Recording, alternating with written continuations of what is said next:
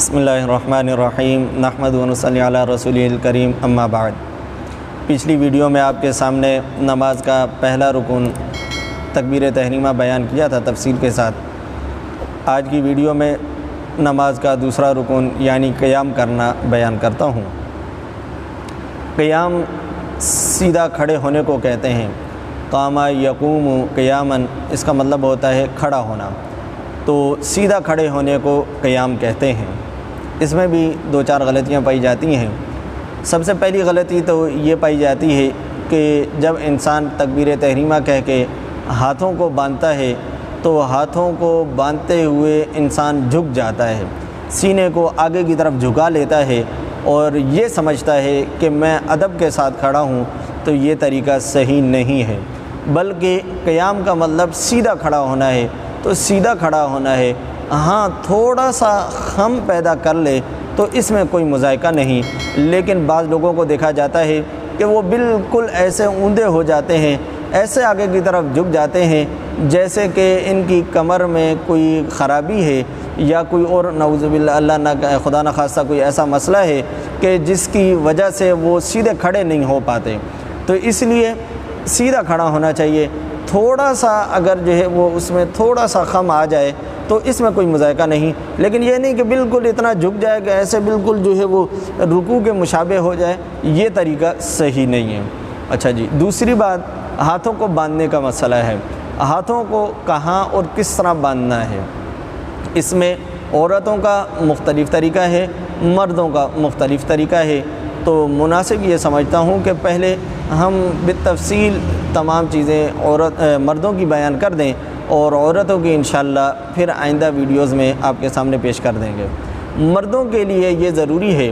کہ وہ اپنے ہاتھوں کو ناف کے نیچے باندھیں۔ یاد رکھیں کہ ہاتھوں کو باندھنے کا یہ مکمل طریقہ سنت ہے،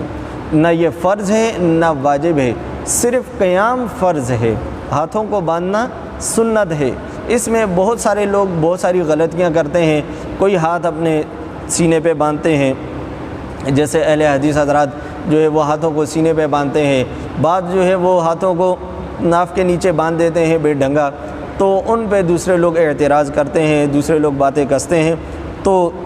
ہاتھوں کو باندھنا یہ سنت ہے، نہ فرض ہے نہ واجب ہے کہ ان کو اس طرح کا نشانہ بنایا جائے، ان کو اس طرح کی بات کی جائے۔ ہاں سنت طریقے کے مطابق ہر بندے کو سیکھنا چاہیے اور اس کے مطابق ہاتھوں کو باندھنا چاہیے۔ سنت طریقہ کیا ہے؟ مرد کے لیے سنت طریقہ یہ ہے کہ اپنے دونوں ہاتھوں کو ناف کے نیچے اس طرح باندھے کہ انگوٹھے سے اور چھوٹی انگلی سے چھنگلیاں جس کو کہتے ہیں اس سے ہلکا بنائے، ان تین انگلیوں کو کلائی پر رکھے، یوں اس طرح ہاتھ کو باندھے کہ اس سے اپنے گٹے کو پکڑ لے، انگوٹھے سے اور چھنگلیاں سے اپنے گٹے کو پکڑے اور ان تین انگلیوں کو کلائی پر رکھے اور اس ہتھیلی کی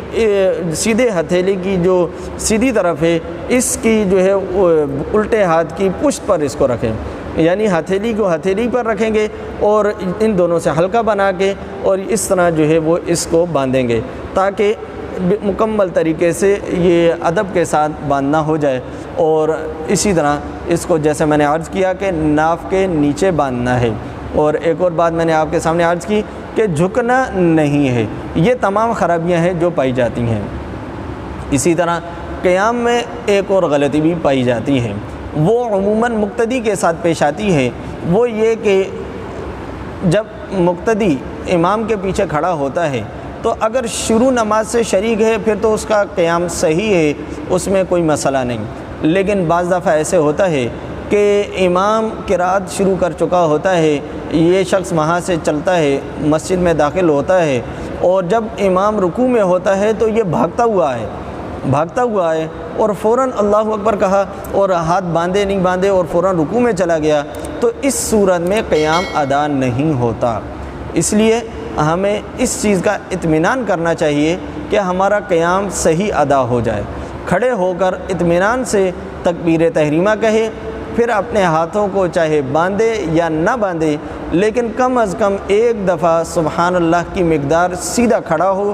اس کے بعد رکوع میں جائے۔ اکثر لوگوں کو اس غلطی میں مبتلا پایا جاتا ہے کہ وہ بھاگتے ہوئے آتے ہیں، فوراً اللہ اکبر کہہ کے رکوع میں چلے جاتے ہیں، نہیں پتہ چلتا کہ یہ تکبیر تحریمہ کا اللہ اکبر تھا یا رکوع کا اللہ اکبر تھا، دونوں اللہ اکبر کو مکس کر دیتے ہیں، یا دو تو کرتے ہیں لیکن اللہ اکبر جو ہے وہ چلتے چلتے تکبیر تحریمہ کا کیا اور کھڑے ہوئے بغیر وہ رکوع میں فوراً چلے گئے، تو اس سے تکبیر تحریمہ بھی صحیح ادا نہیں ہوگی اور قیام بھی ادا نہیں ہوگا۔ صحیح طریقہ یہ ہے کہ اطمینان سے اپنے مقام پر جہاں نماز ادا کرنی ہے وہاں پر پہنچے، اپنے ہاتھوں کو کانوں تک اٹھا کے اللہ اکبر کہے، پھر ایک دفعہ سبحان اللہ کی مقدار قیام کرے، پھر اللہ اکبر کہہ کر رکوع میں جائے۔ اب اگر وہ امام کے رکوع میں ہی امام کے ساتھ مل گیا تو ٹھیک ہے، اس کو وہ رکعت ادا ہو گئی، اس کی وہ رکعت اس کو مل گئی، لیکن اگر امام کے رکوع سے اٹھ جانے کے بعد اس نے رکوع کیا اور یہ سمجھا کہ میں رکوع میں شامل ہو گیا تو اب اس کو یہ رکعت نہیں ملی، اس کو اس رکعت کو بھی ادا کرنا پڑے گا۔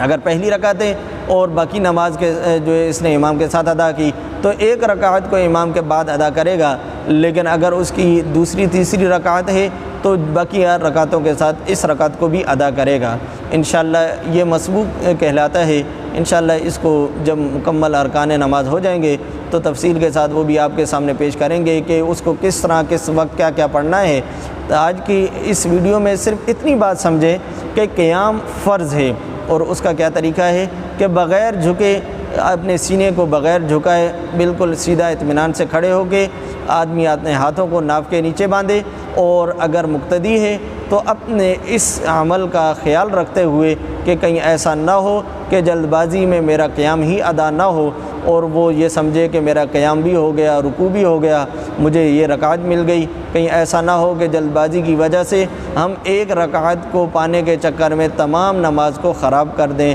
اور پھر ہماری نماز ادا ہی نہ ہو۔ اللہ رب العزت ہمیں ان باتوں پر عمل کی توفیق عطا فرمائے۔ وآخر دعوانا ان الحمد للہ رب العالمین۔